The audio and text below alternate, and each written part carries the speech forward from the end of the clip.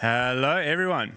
Nice to see you all here today. My name is Jonjon, and I'm from Envio, and we're going to be seeing concentrated liquidity. You're already seeing it right now, but I want a quick hands up. Anyone lost some money being an LP and Uniswap over here? Yeah, looks like there's a few of us. This talk's for us. Don't worry, guys. We got you. We're going to see why you did it.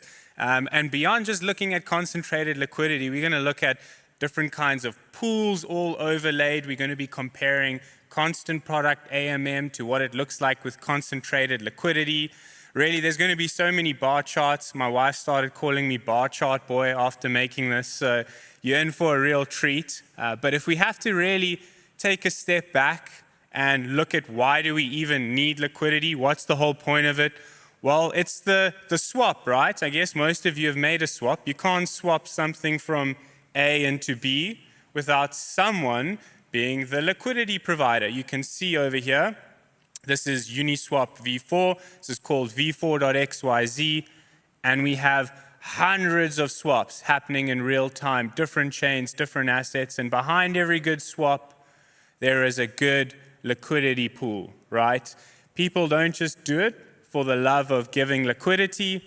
There has to be some kind of mechanism and design around having this liquidity so that people will be able to swap between things, right? And there's been a lot of thought and research that has gone on into it, but there maybe hasn't been as much, well, let's visualize exactly what it looks like on chain. Is it working? How's it going? So that's something today, hopefully, we're going to dive into, and you're going to get a bit of an idea and a bit more of a visual into what things actually look like. Without further ado,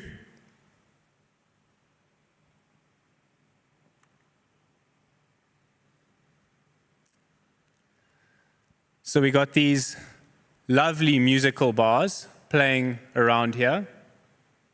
We have this price line rapidly shifting.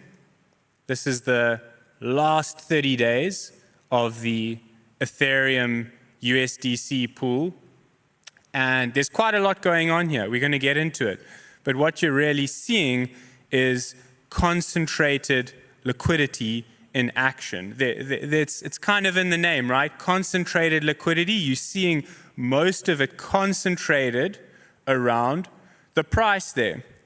Now, to go through one or two concepts, just so we're all on the same page, one of the big things is ticks, which allows you to choose where you put the price.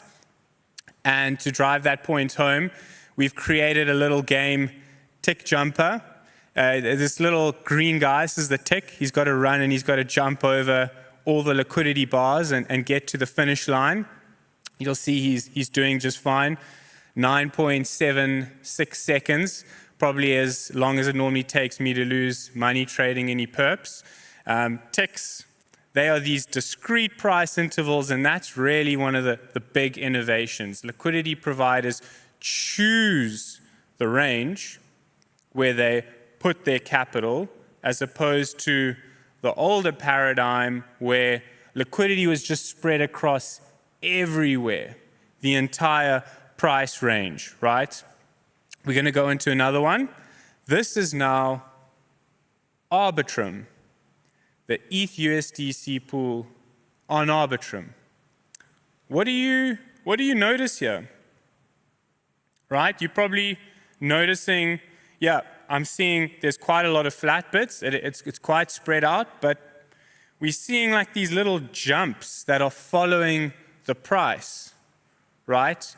And there's quite a lot of dark arts going on in concentrated liquidity, and I certainly don't know everything there is to know about them, but it's interesting to see it in action. There's a lot of things like just-in-time liquidity, where people are literally seeing a big swap that's going to happen. They're putting a whole lot of capital in, supplying it. The swap's happening using their capital, and then they're taking the capital back out immediately afterwards. There's all of these things going on that are happening, and you start to see these patterns emerge over time when you take a look at these ticks. Now, just to cap it off with some good old bullet points so we all on the same page, right? The big innovation here is really capital efficiency, which we're going to drive home. But that means because the capital's not spread everywhere in the whole range, it's spread at a specific point, there's a lot deeper liquidity there, which facilitates better trading. And I think this might just be my favorite slide, and it kind of drives home and shows that difference for all of you. So on the left, we have constant product AMM, the same liquidity on both sides, but on the left it's spread evenly across the entire price range, right? On the right, LPs are choosing where they want their liquidity to be. And you can see the choice is mostly there around the price, right? And the resulting factor is, by the price there's a much greater amount of liquidity, more capital efficiency, better trading experience, more liquidity to trade and swap with, right? So I really like taking a look at the two different ones over there. Now, next little visual over here, just to show, I thought it would be interesting. This is if you accumulate all of that liquidity across all the tick ranges and look at Ethereum, USDC, what looks like there. You can see quite a gloomy picture of a lot of ETH sitting in there, not so much USDC. But coming back to some more questions I had, which I think you might have too, which are really interesting, is there's not just one pool. There's many pools on different chains trading the same assets, but they have different liquidity profiles. You know, how might they differ between different chains? And this was the start of that question. It's me saying, okay, in real time, we are going to plot these prices and these trades and these swaps across Ethereum, Arbitrum, Unichain base, and let's see how different they are and what they look like. And you can go see this now live on v4.xyz, and all of the GitHub stuff is there too. I'm really hoping some people here are going to clone some repositories after this and play around with building their own stuff.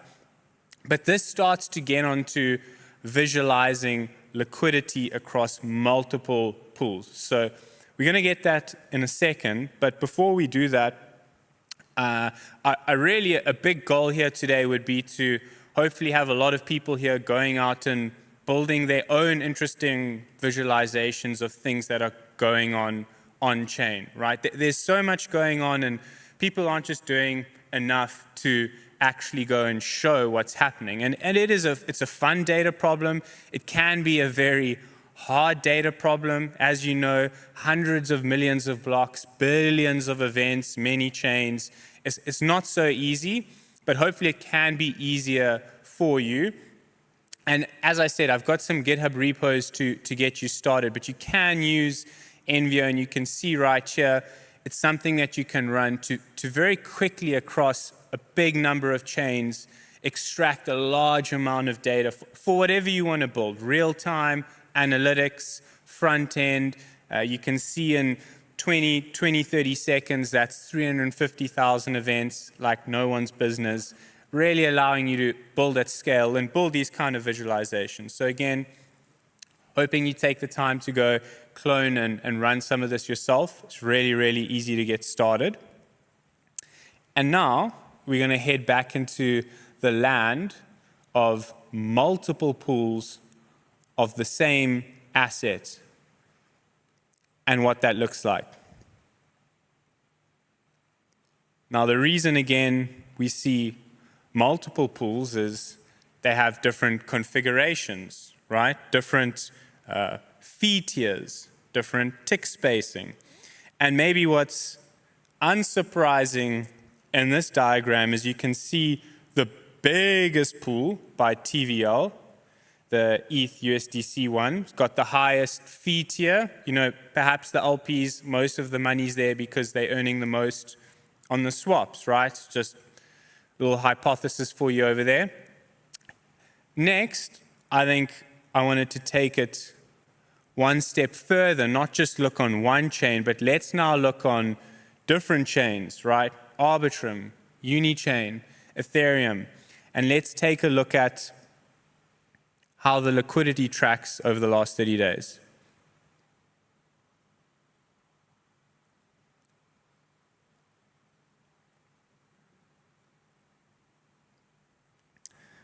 You'll probably start to notice, you can probably just make it out over there in my poorly chosen color scheme, a couple of dancing little bars. Things like Arbitrum, where the block time's really, really short. We're seeing lots of little spikes, lots of active liquidity management where people are moving stuff around. We're seeing less of that in other bigger networks where maybe that's not an efficient strategy in order to get the biggest amount of fees.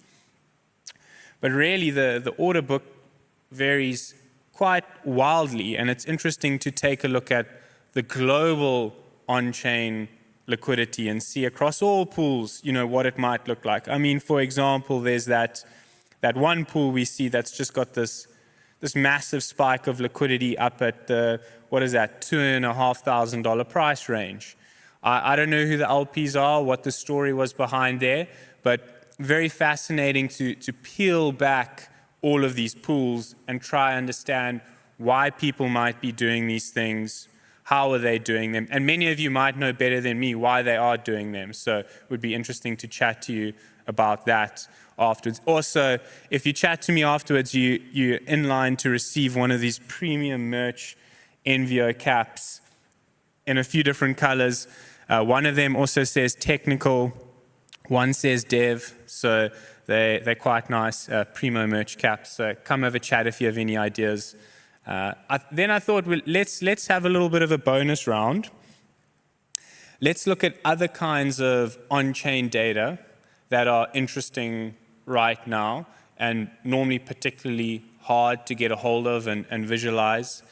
And this over here is the first one, which I really like because it visualizes the price of a market over time, but not just that, it also visualizes volume over time in the form of a heat map. And this is if Liverpool was going to win the Premier League, and you can see from September to April how it just kind of climbed. There was more and more hope, and it was just climbing up. But what's really nice about this is you see in the beginning of the heat map, there's not actually much volume, there's not much going on, but that just starts to get red hot towards the end. And that's at least the trend I'm starting to see on these types of markets. A lot of the actual action is happening at those hot spots right towards the end, right? Another interesting one is around the election. Again, you can just see masses of volume. Those real hot spots are happening right towards the end, especially up towards where it's basically like fully resolved, bang, people are spending lots in those points. So this is another really interesting one to visualize, and if you have tried to visualize it, there's billions of these order flow events, and it's not always easy to quickly scrape them and get them, but something cool that's in alpha that we've just dropped is indexing data directly into ClickHouse as a sync. So go check that out. In this case, billions of events in there at query time, able to build this entire graph, 200, 300 milliseconds, every single market that exists. And there's a lot more where this came from. So if you want to build something cool, would again love to see it. There's so much stuff to visualize that just isn't being visualized yet on chain.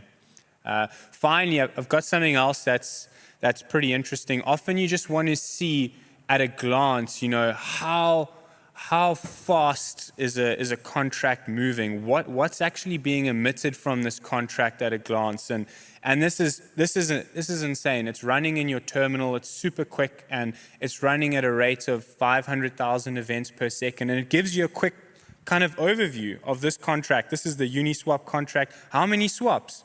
How many burns? How many mints?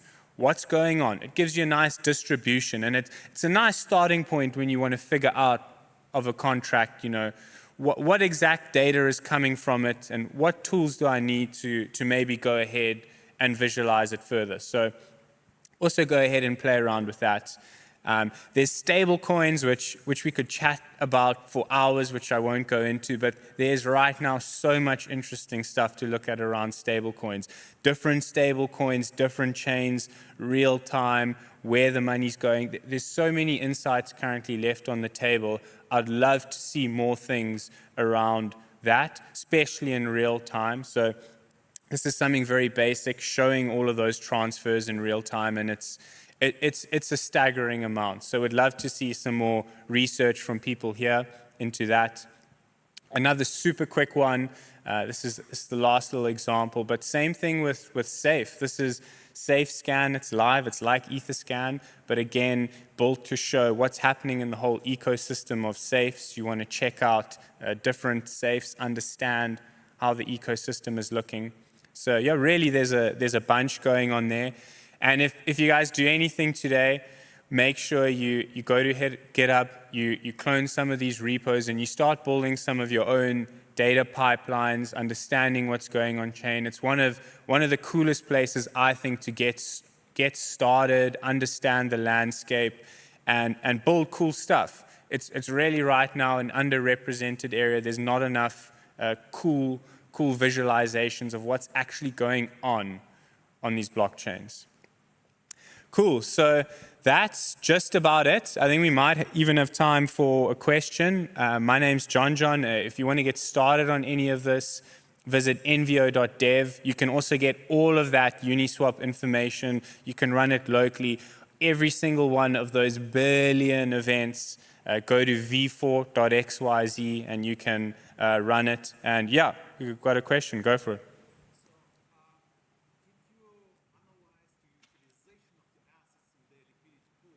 So the question is, did I analyze the utilization of the liquidity in the asset pools? No, I didn't. This was just a visualization around that. I know you're giving a talk on that later today, so I guess that's a... Future request from 1inch, make a dashboard for the utilization. Nice. Okay, so there's a request from 1inch, and I think we can get on that, making a dashboard around utilization. I actually think that's a fantastic idea, and I certainly don't know enough about absolutely everything in concentrated liquidity. So yeah, that would be a very cool one to make a dashboard of and get it up. Again, you can check me on Twitter, Telegram. You can come talk to me afterwards and get a cap. If I can recommend doing something in Cannes, go have a swim in the ocean. You always feel better after a swim. No one ever didn't enjoy a swim, so also go out and enjoy that. And yeah, appreciate your time, appreciate you listening, and we'll see you for a free cap afterwards. Thanks, everyone.